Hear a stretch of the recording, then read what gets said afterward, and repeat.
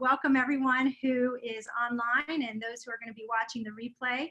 Thank you for joining our webinar on oncology nutrition with Jess, Kelley. We are so excited to have you. Before I introduce Jess, I just wanted to let you guys know that there is a question and answer section in the bottom. If you scroll to the bottom of your screen, there should be a little Q&A box. If you click on that, it allows you to ask questions. And at the very end, I'm going to save some time for you all to be able to ask questions that weren't covered in the webinar. So that's available to you. Also, there's a little chat, and you can also share your questions in that part too. All right, so I'm going to go ahead and start and introduce my friend Jess. I actually just saw her last weekend at the Society of Integrative Oncology conference. That was so great to see you live and not on the screen.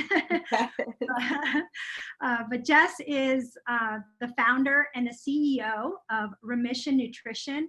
It's a global oncology nutrition counseling consulting firm.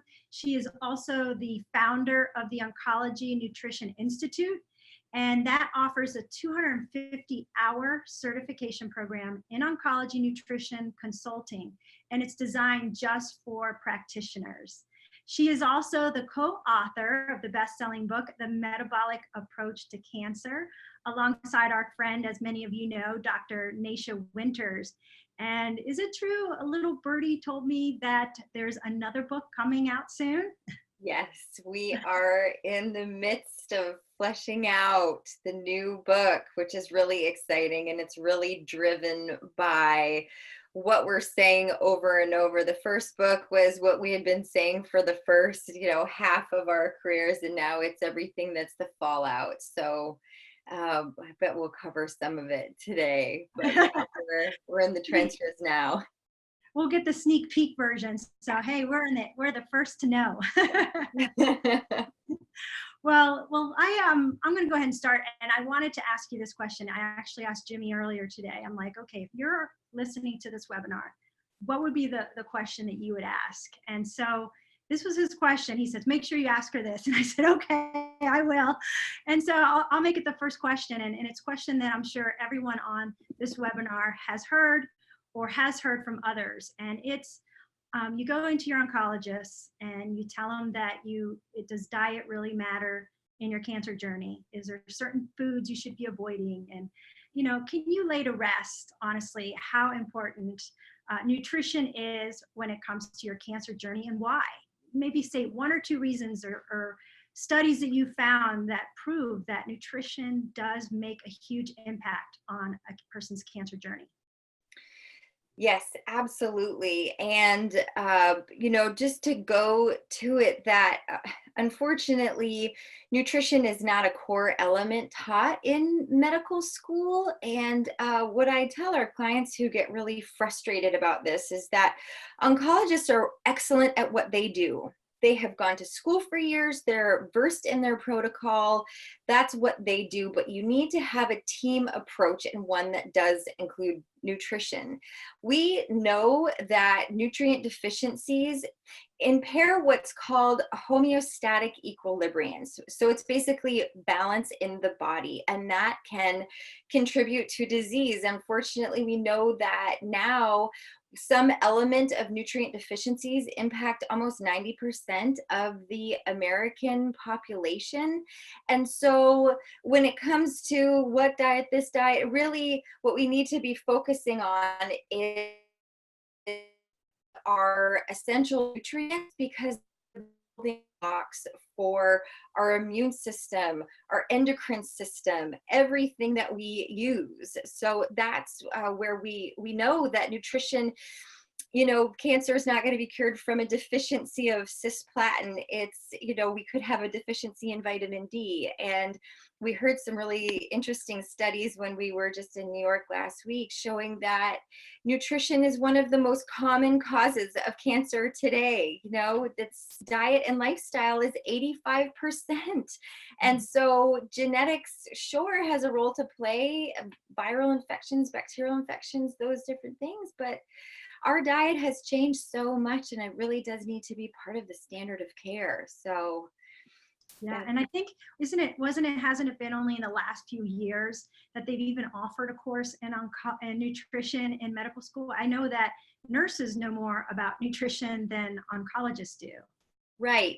And not to throw all oncologists under the bus, there's a lot out there that are really trying. We work with an oncologist who's getting his patients going on the ketogenic diet. We have got a lot of physicians who are trying to get out there the importance of vegetables, different types of therapeutic diets, but whether or not, there's a difference between diet and nutrition.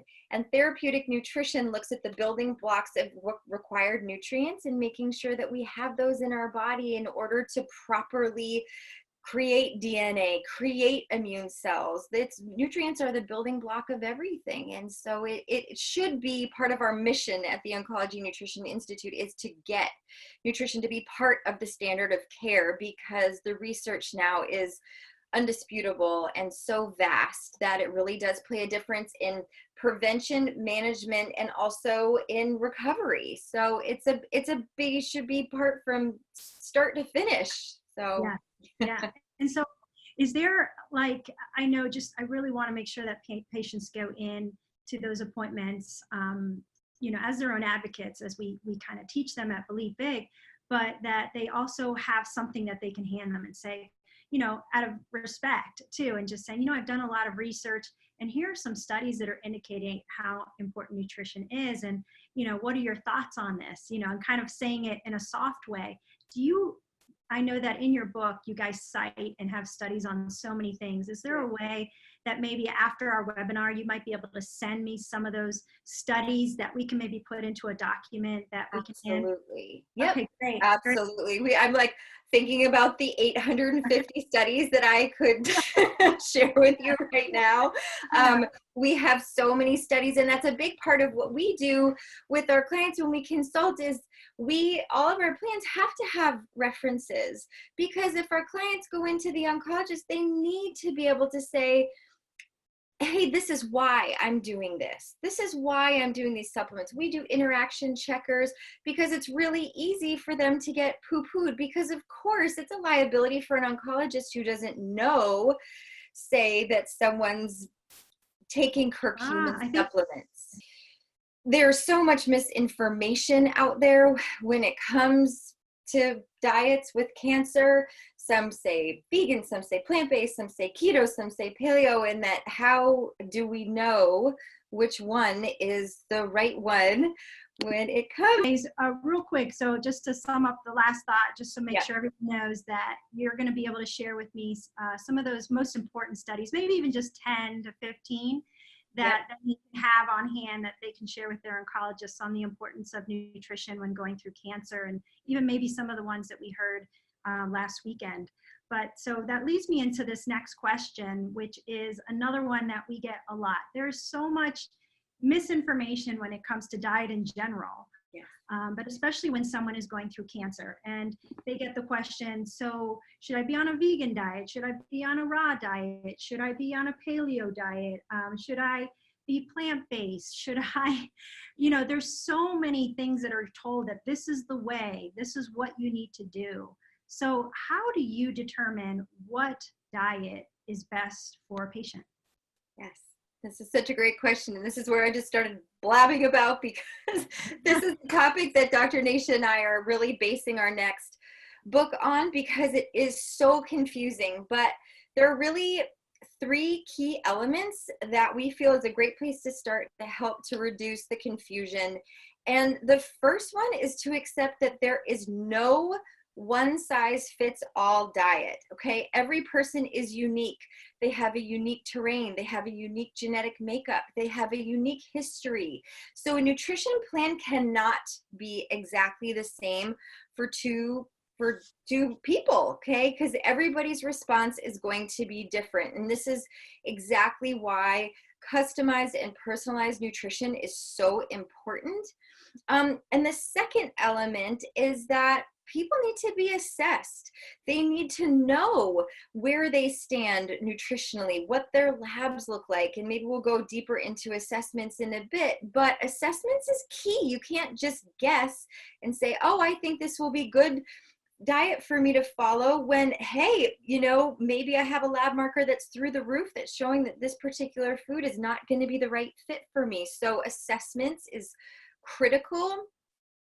And so, and like I was saying earlier, nutrition deficiencies are so rampant, and that's our job in oncology nutrition, is to assess nutrient status. And that's where these anti-cancer diets should really, the platform should start, is looking at nutrition status in those people.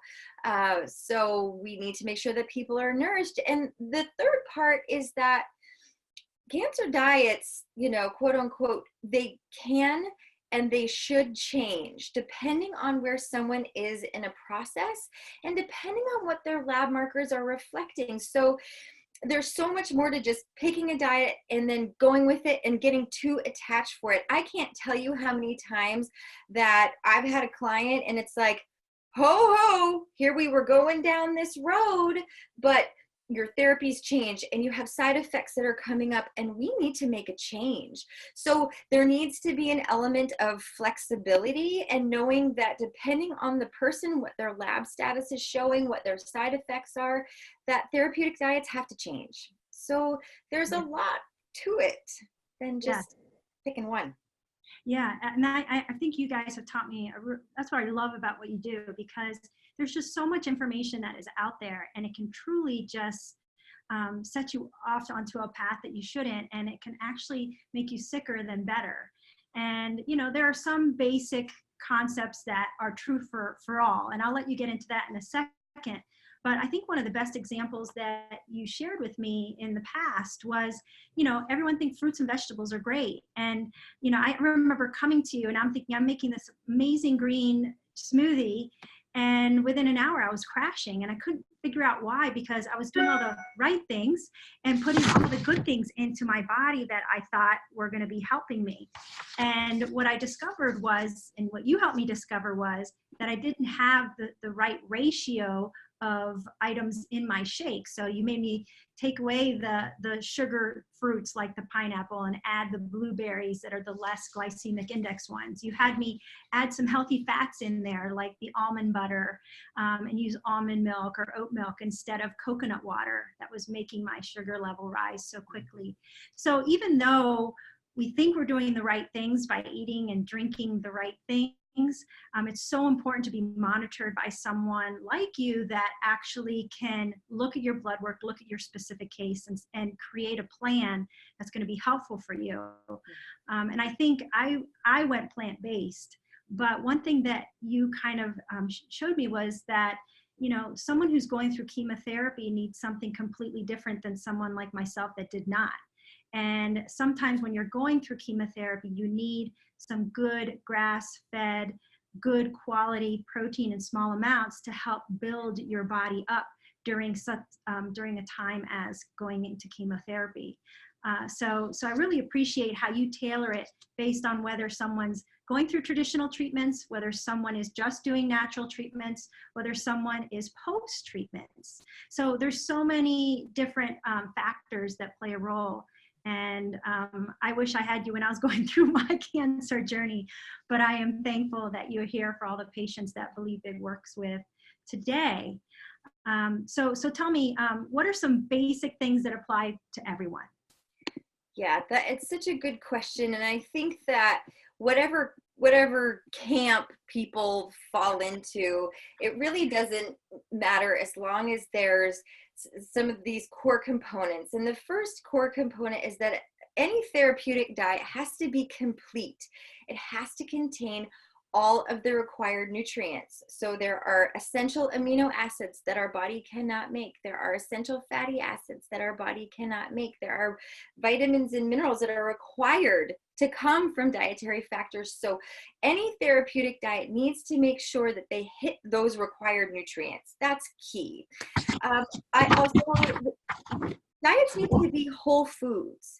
So foods that are in their whole form as they came with, and the way that I define whole foods, because there's a lot of different ways to do it, is they have one ingredient and they don't have a label unless it's a little sticker on it for the produce item, but it's a whole food. Diversity is also key. So humans used to eat, anywhere from 40 to 100 different plant foods, depending on the season. Now we get really small, not as much diversity. Maybe people just go, I heard broccoli was good, so I'm just gonna eat broccoli, broccoli, broccoli. So we need to have a lot of diversity because we know that a diverse amount of plant foods is really good for our microbiome. So diversity is key because then you get a vast array of phytonutrients. Seasonal eating is very important. We know one of my favorite nutrition books of all time is called Eating on the Wild Side. And Joe Robinson talks about how plants, once they're picked, begin to lose their nutrients so fast. So when you're eating food like a fresh picked kale, like I picked out of my garden this morning, is going to have so many more nutrients than, say, kale bundle that got shipped to New England from California. So eating seasonally and regionally is so important because you're going to just get that nutrient density. And because we're lost so much nutrient density in our soil, that eating locally is huge. I mean, not only for economic reasons, but also for health reasons. So that's really important. High quality is another core constituent. We talk about, this is so hard, when you do nutrition, that people go, meat's bad. You're like, there's so many different ways of looking. There's so many different cows out there. There's those factory cows that are fed antibiotics and genetically modified foods. And, in our book, I call them four-legged Superfund sites. I mean, that, yes, and bad and good labels are hard, but they're not going to provide high quality nutrient density, whereas a free roaming white-tailed deer that just ran past my office window yesterday, if my husband were to shoot it, would have a lot more nutrient density, be a high quality protein. There's a big spectrum out there. So we need to look at quality foods, organically, biodynamically raised. That makes a big difference. So no matter what diet somebody's following, they want to make sure that they're getting high quality food. Anti-inflammatory is key. There's so many junk food vegetarians. I was a junk food vegetarian when I was in my early 20s. It was like, well, I must be healthy if I'm eating macaroni and cheese that's organic. That must be great, right? So, but no, we're getting so many inflammatory oils and different, things there. So looking at anti-inflammatory omega-3 fats versus omega-6, certainly low glycemic foods. That's not, just because it's organic doesn't mean it's healthy. Just because it's gluten-free doesn't mean it's healthy. It also has to be low in sugar. And then food also needs to be immune boosting. So there's so many different elements to diet beyond just like, I follow X, Y, and Z diet. It needs to have all these core constituents in order to make sure that they're getting therapeutic nutrition. And that's the difference between just a diet versus therapeutic nutrition, is that it contains all these things so that we get that nutrient density. And that's where I think we see a lot of diversity in dietary types and choices. Yeah. And so when someone comes to speak to you, you do over the phone consult. So it's not like they even have to come. No, we do video all over the world. Yes. So exciting. Yeah. So what's that process like, for you to determine what's the best diet for them? What do you look at? What do you test? What, can someone who is healthy, go to Remission Nutrition to help make sure that there aren't any triggers that they need? Yes. In fact, boy, wouldn't it be great if we got more of the prevention population instead of the I'm stage 4, please help me, So yes, we deal a lot with prevention, and that's, a lot of what it is it's the terrain assessments that we talked about in the Metabolic Approach to Cancer. So the quiz that we have at the front of the book is super helpful. So we have assessments in our intake form that look at genetics, epigenetics, immune function, emotional trauma, physical trauma in backgrounds. We assess our intake form. I feel bad for all of our people because they really fill out of a lot of assessments. So if they can, we can get a sense of their terrain 10, and then also if they have a general CBC, CMP, that's super helpful.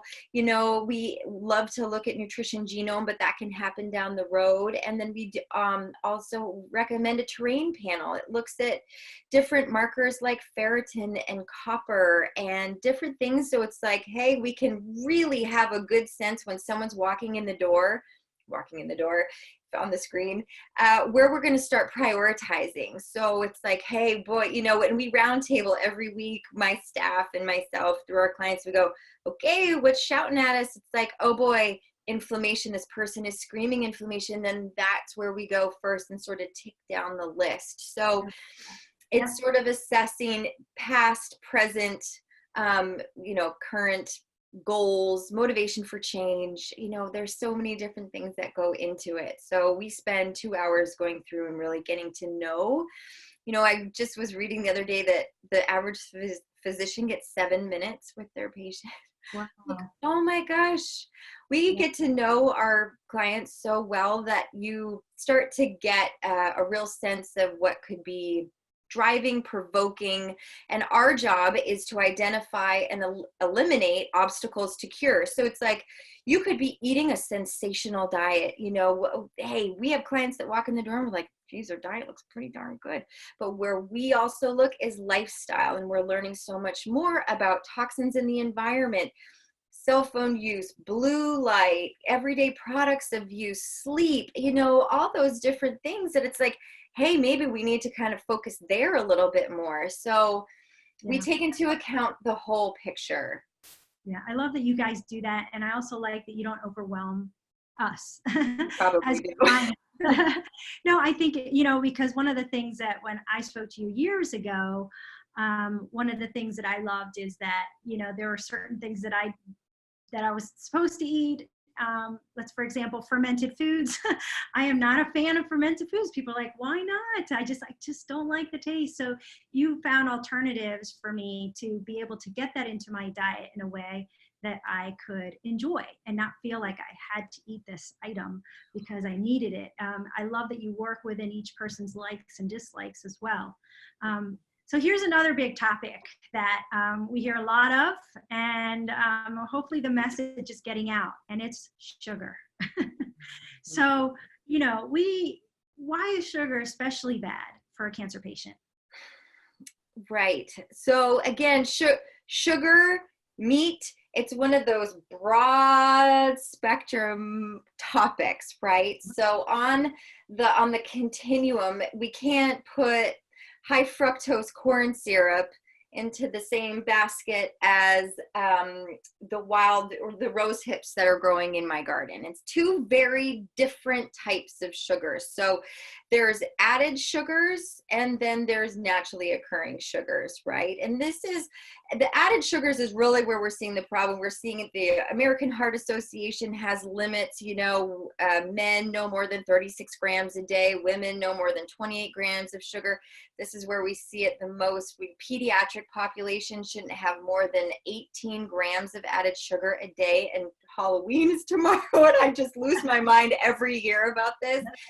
When you see how much added sugar that we get in our diet today, it's just mind-boggling. So we have come a long way from the foraged sources of naturally occurring glucose. So this is again where we need to think more seasonally. So if I tell my clients, if you can go out and you can forage for what grows in your area for naturally growing berries, fruits, that kind of sugar, you know, depending on where a person is in their stage, and this is sort of more talking from like a prevention sugar standpoint, I'm cool with it. In the summertime, we actually, it's really fascinating. We have certain growth factor genes that are more active in the summer and then other ones that are more active in the winter. So we have genetic programming that's able to tolerate a little bit more glucose in the summertime. It makes sense. So we're outside, we're foraging, we're walking further. If people can go out and forage for those naturally occurring sugars, cool. But the problem is that that is like 0.1% of the population. Most of us are getting a ton more sugar from the added sugars. You know, even agave, they've had to stop diabetic trials from using agave because it has such a high impact on glucose. Sugar, we know that cancer cells are so fascinating. They upregulate their rate of glycolysis, which is the rate in which they consume sugar, to that of almost 50 to 100 times faster than a normal cell. This is how PET scans work. So when you have a PET scan, you drink like a radioactive glucose solution, and that's what makes cancer cells light up. So that's what they need. Cancer cells rely on sugar in order to sustain their frenzied growth, that massive fast division. And so what we see is that when you can scale back on the sugar, and not to say that nutrition is a cure for cancer, but it's a destabilizing agent. So by cutting off the fuel source, be it sugar, cancer cells have the ability to adapt their metabolism to use all sorts of different fuel sources, but sugar is the primary one. You really destabilize them, which can make the action of other anti-cancer agents, be it chemotherapy or mistletoe, work better. So sugar we try to keep everybody's, even natural sugars, I say below 10 to 20 grams a day. If you can go out and you can forage for some wild berries and you're walking and you're getting exercise, then you can get glucose. But if you're just sitting in front of your computer eating cookies, not the best glucose source. So yes, it has to be coupled with movement. And historically, we walked between 6 and 10 miles a day, and we are too sedentary for our glucose load. So sugar should be minimum. And when it comes in a natural form, like berries, it's coming alongside of fiber and phytonutrients, which have a beneficial effect. So that's really the sugar that I'm, and has been shown in the research to be the most beneficial. So it certainly depends on the person and their cancer and where they're at in their process. But a brain cancer person may have no sugar, whereas someone who's in remission may need those phytonutrients and that fiber from those berries. So yeah, and it's interesting because I read in your book that it's a research from Harvard Medical School reported that up to 80%, I was like, whoa, 80% of all human cancers are driven by the effects of glucose and insulin, which stimulate the invasion and the migration of cancers. I was just like, 80%. Wow. So if we can minimize the sugar, I mean, I was just out with my daughter yesterday and she said, I am so thirsty. Can I just grab an iced tea? And so she went and grabbed one. And I said, wait, let me check the sugar. And so I looked on the back. I was shocked. 29 grams of sugar in this one little 12-ounce bottle of iced tea. And I'm like, sorry. She's like, I better get the water. I said, that's like 2 sodas right there in one. Right. Anyways, it's really crazy how much added sugar there is in things that you would think aren't that bad. So if someone would, what would suggest for those of us who aren't, say, in our cancer journey, what would you suggest is a healthy treat per se that might be able to crave some of those sugar, at night when you want something sweet? What is a good alternative snack or treat that you can give yourself instead of that cookie or the cake or the brownies that you're wanting to make? Right. Is there? Yeah. Oh, there is. There absolutely is. And I think it's such a good point that you bring up about looking at the labels. We've gotten so programmed to look at calories and fat, and no one got programmed to read sugar. And so that's a big part of our food industry. So it's just, that's calling awareness. That's like the first step that we do with our clients is like, just, hey, track your sugar for one day, just to get a sense of where you might be. And most people are like, holy cow, I had no idea. So there are lots of alternatives. And I think like the one that always rises to the top is really high percentage cacao good high quality chocolate that doesn't have soy lecithin in it, that's organic. Cacao is such a powerful antioxidant. And so dark chocolate is marvelous, especially, yes. So that's a good one, as long as you're not too sensitive to the caffeine. That's really good. And there are so many different recipes out there for, you know, keto puddings or low glycemic options. And there's sweeteners, you know, monk fruit sweetener, chicory root, some of these other things that have minimum impact on your glycemic load, which is just fantastic. So I'm also happy to send along some recipes. Yes, please. Just have those, especially going into the holidays. We're just thinking like, wow, it's just so nice to have some of these treats. And you can find a lot of these, you know, paleo, even if it's just paleo and they use maybe less sugar, you know, it's just a matter of looking at the sugar grams and making a homemade.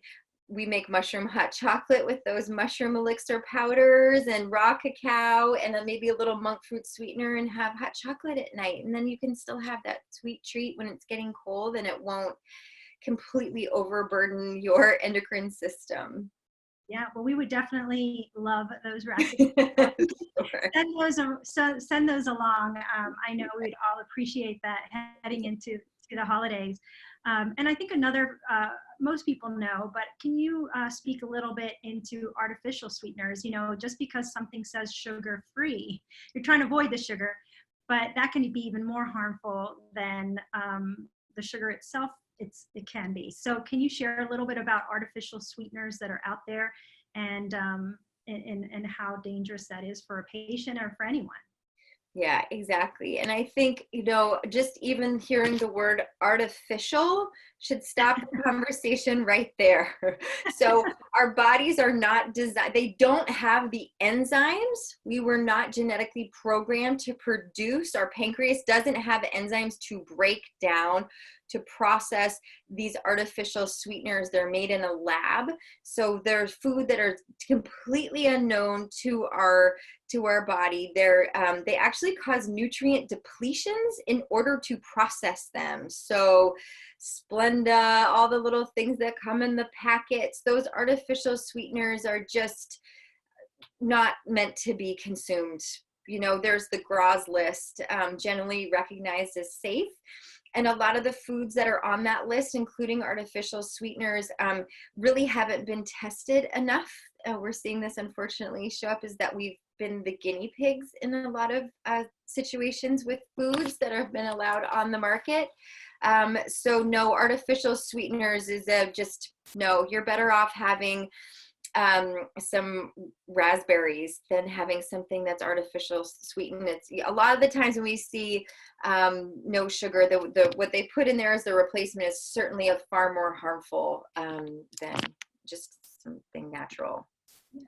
And so we also, you know, you spoke about it a little bit ago about inflammation, and you know, many times when there's chronic illness or your immune system compromise issue, that's like the first red flag, and then that can cause inflammation, and then inflammation then leads to so many diseases, including cancer. So for those of us on this call, can you share with us some things that we can do practically that can help reduce the amount of inflammation within our bodies? Mm-hmm. Absolutely. And this is such a big one. And this is another area that we don't realize until we start reading labels, is that vegetable oils are so insidious in processed foods. So corn oil, soybean oil, vegetable oil, all of these omega-6 oils, salad dressings, baked goods, they're just in everywhere. And we've gotten so out of balance with too many omega-6 fats to not enough omega-3 fats. And omega-3 fats come from plants, as long as you have the genes that can convert that plant-based omega-3s into actual EPA and DHA. But wild fish, sardines, those type of things, most people aren't getting that in our processed food standard American diet. So it's just a matter of looking at omega-6 to omega-3 fat ratio, really looking at olive oil, our oils, our cooking oils. What are we using? So good high quality olive oil can make a huge difference as opposed to using vegetable oil in cooking at home.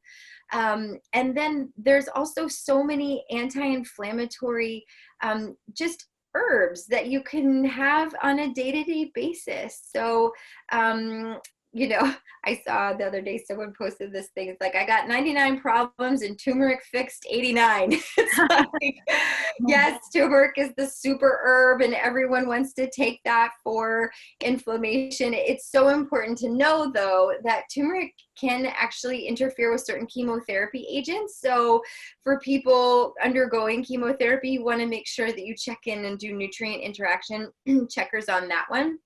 But just eating anti-inflammatory, you know, ginger, foods high in quercetin. Quercetin's my favorite. Capers, onions, you know, these different foods that you can integrate into your diet that just come in really simple sprinkle of herbs in your cooking that can help to reduce that inflammation is really, really huge. And I think it also, a big part of inflammation comes from the type of animals that people are eating. So there's been research that has shown that cows that are fed a grain-based diet, which their stomachs are not designed to process, versus cows that live on grass, which they are designed. The cows that eat grass have higher amounts of omega-3 fatty acids versus the cows that have been fed a grain-based diet. So if you're thinking about inflammation, that's where we have this a big diversity in quality of meat. So grass-fed, grass-finished. Chickens are not vegetarians. So when you see there's so much craziness in labeling, but when you see vegetarian chickens, it's like, that's not a good thing. So those chickens are lower in vitamin D, they're higher in inflammation promoting compounds, whereas chickens are descendants from dinosaurs. They're really cool little beings. They're supposed to eat lizards and all these other things, and then they have higher amounts of omega-3 fatty acids and anti-inflammatories. So, you know, it's looking at that quality and also integrating herbs and spices and those type of things is really, really important to just kind of cool things down. Yeah, I think that's one of the things that I realized, you know, when I got sick, because people were like, well, weren't you eating organic? And I was, yeah, and that was just a piece of the puzzle. Yeah. But when I found out that even though I was eating organic, I wasn't eating the right organic foods. Like, you know, I wasn't eating, I was having organic dairy, and it wasn't even grass-fed dairy. So I realized that, you know, it was causing inflammation in my body, dairy in general. I mean, I remember you saying, think about pediatricians, and, you know, when a child is sick with a cold and they're stuffy and they have all this congestion, they always say avoid dairy because it can cause more congestion. So it's, you know, the type and quality is really, really important, and it can be super confusing. And I think they make it that way so that we're like, okay, it's organic, it must be good. No. And so grass-fed is important.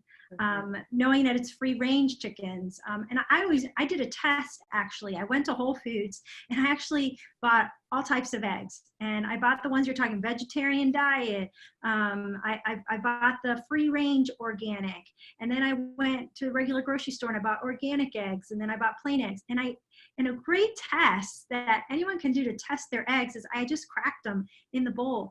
And the one that was free-range chickens that were organic and were allowed to roam, the yolk was like an orange. It was like super rich. And I was surprised that even the organic egg, that I cracked was, you know, it was yellow, but it wasn't that richness that you're talking about because of what they're being fed. They're being fed organic grains, which isn't what they're meant to eat. So they're not going to process it and give you the nutrients. that you need. Another thing I remember you saying is the importance of the full fats, that not to get skim milk and all those, the importance of having those enzymes that are in the dairy is so important to help you digest it, or raw cheese that has those enzymes in there that you can get at any grocery store today. So is that, what are some other things that are practical tips that people should look out for when they're shopping for good quality food? Yeah, I think that it comes down to the more something is processed, the less nutrients it has. So when you're seeing, it's really hard depending on where people live, where they have access to.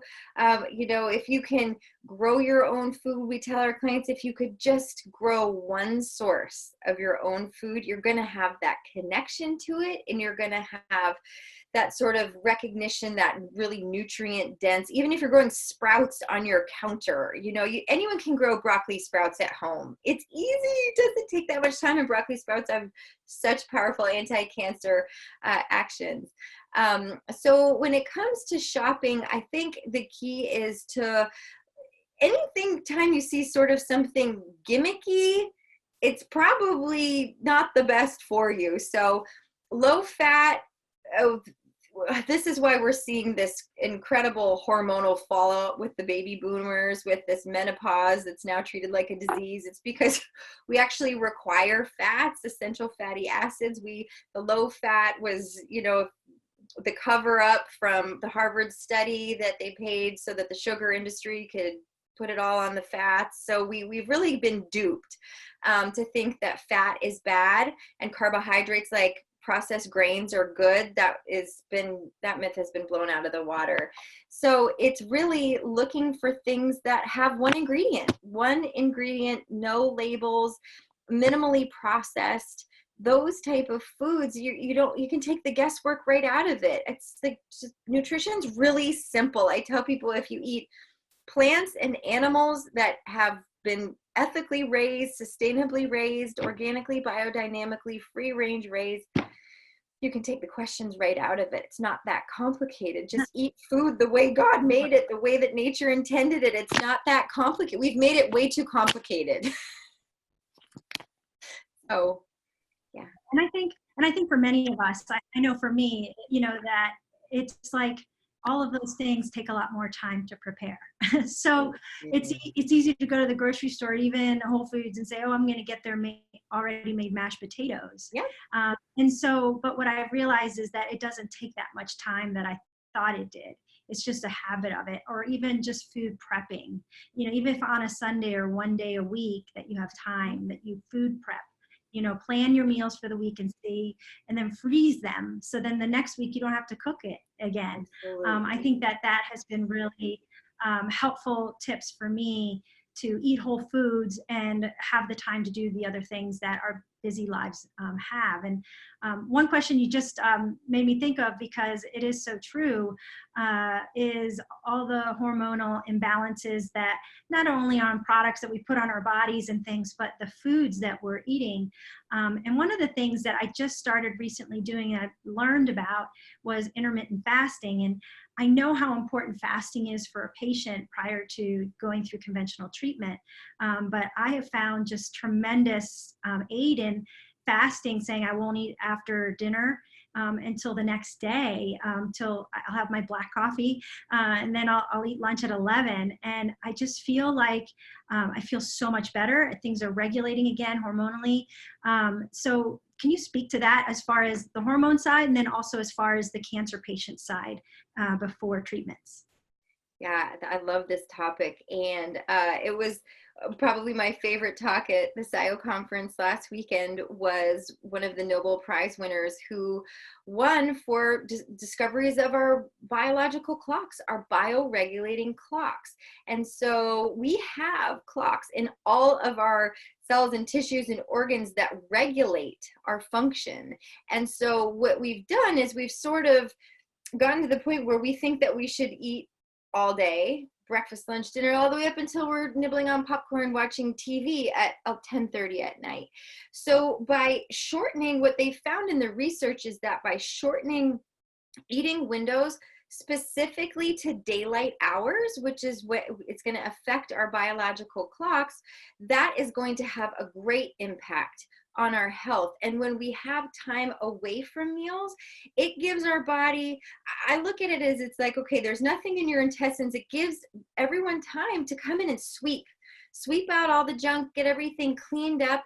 It reinvigorates your immune system. When your body's so busy digesting food, it doesn't have a chance to work on some of these other sort of, I call it housekeeping projects to sort of stay up on. So fasting boosts the immune system. It supports the digestion.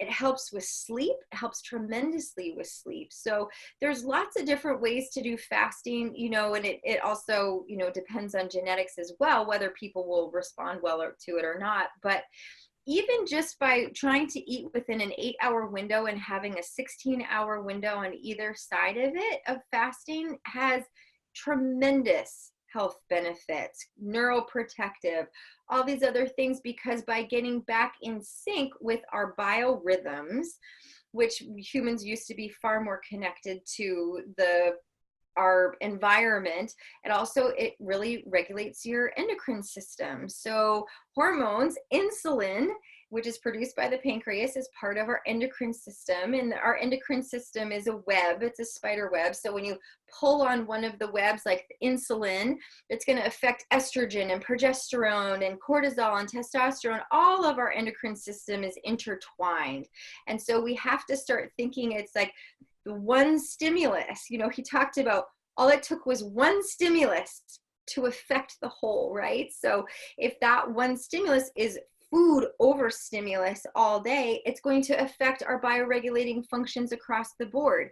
So that's why I love fasting. It doesn't have to be 5 days of fasting and drinking water. It can just be a simple 16 to 18-hour fast, and it really helps to get things reset. It's a really great biorhythmic resetter. And so I recommend that at least to everybody.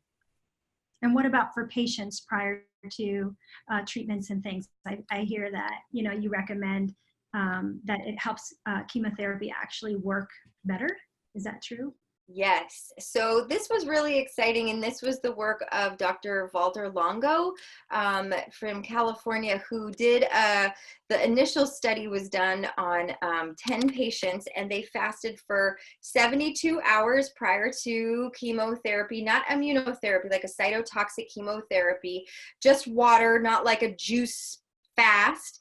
And what happened is that they had far less side effects, less hair loss, less nausea, more energy, really improved quality of life going through, and also showing better chemotherapy outcomes. So because that fasting before puts healthy cells into a healthy stress response, whereas cancer cells lack that metabolic flexibility to sustain fasting, right? They're like, I'm starving.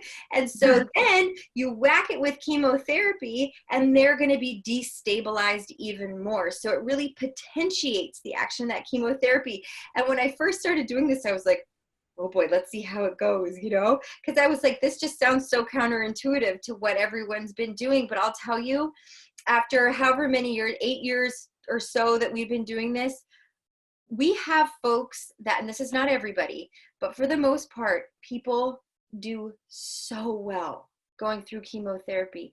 And most part, they go, I don't even want to eat anyway. You think about an animal who gets sick, they go into the woods, they curl up, and they don't eat. So the thought that you're like supposed to be eating during chemotherapy is a total fallacy. You're going to destabilize those cancer cells. You're going to improve your response to treatment, so that can keep people going more through chemotherapy, because a lot of times people have to stop because they don't feel well, right? So we've seen it work wonders, and there's been a lot more research coming out on this, which is so exciting. So, you know, depending on the person, we have them given a try anywhere from 24 to 72 hours pre-chemotherapy. They also fast the day of chemotherapy.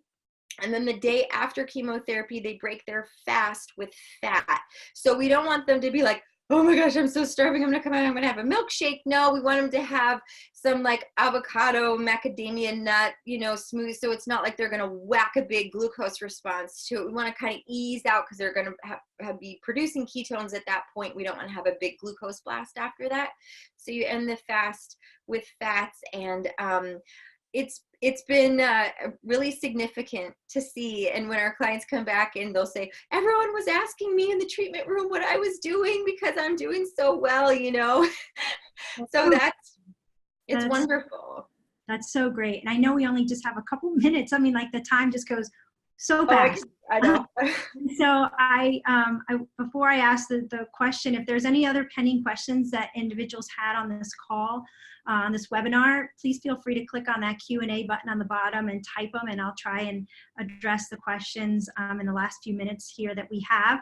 But, in regards to fasting, do you have like a handout on for a healthy person fast and then a patient fast that you might be willing to share, or even something, a resource that can help give them a little additional information? Of course. Yeah, of course. Yeah. We have the one that we have for pre-chemo all drawn up, and then tons and tons of references. So we'd be happy to put that together. You're giving me homework, I believe. Okay. So here's some questions. One is, someone just typed in, is there fasting on immunotherapy? It says no fasting on immunotherapy. That was a question. There hasn't been research studies that I've seen specific to immunotherapies. So the fasting studies that have been done that have shown increased response have been done with these cytotoxic chemotherapies. That's not to say that it won't improve response, because fasting has been shown to regenerate the immune system, but I can't tell you that there's been published papers that I'm aware of that have shown specific fasting with immunotherapy, but that's not to say you shouldn't do it. Good question. Okay. And then why not soy lecithin? It's used to make liposomal vitamin C. She heard you say that. So yes. Why not soy lecithin? So soy lecithin is an emulsifying agent. No, it's okay. I say it wrong. It's an emulsifier that's added to a lot of processed foods. And not only do emulsifiers wreak havoc on the GI tract, we're seeing this huge rise in small intestinal bacterial overgrowth, a big problem with these emulsification agents that really are hard on our microbiome. But secondly, soy, if it's not organic, is probably likely genetically modified, and we're all hearing the effects of glyphosate on our health and cancer at this point. So soy lecithin as an emulsification agent is certainly not indicated. Soy, perhaps if you're genetically inclined, your microbiome's intact. If it's fermented, organic, in small amounts and taken with seaweed, cool. Okay. Big spectrum with the soy question I could talk about for 45 minutes. Yes, I know. I'm trying to help with just the small questions, but yeah, there sometimes aren't a simple answer. Here's one. Do you have any suggestions for dealing nutritionally with hot flashes? Hot flashes. Oh gosh. We're going to need another 3 hours. Hot flashes. So it depends on what time of day you're having them, but typically hot flashes that occur at night are liver stagnation. So people need to make sure that they're hydrated, because the solution to pollution is dilution. So hydration is critical.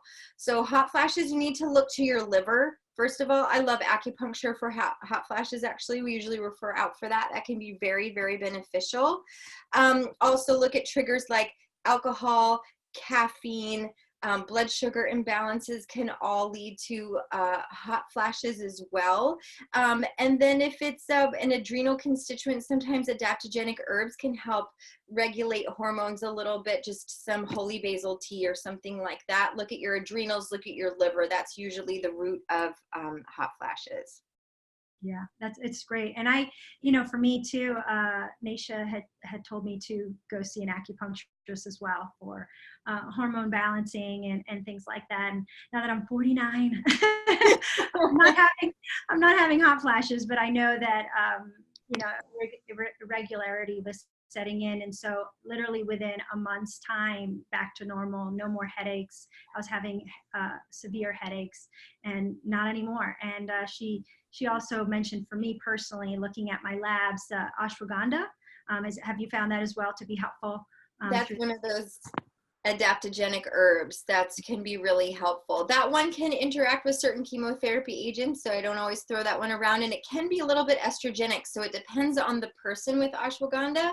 But yes, those adaptogenic herbs, rhodiola rosacea, licorice, holy basil, all can be really, really fabulous, especially in tandem with acupuncture.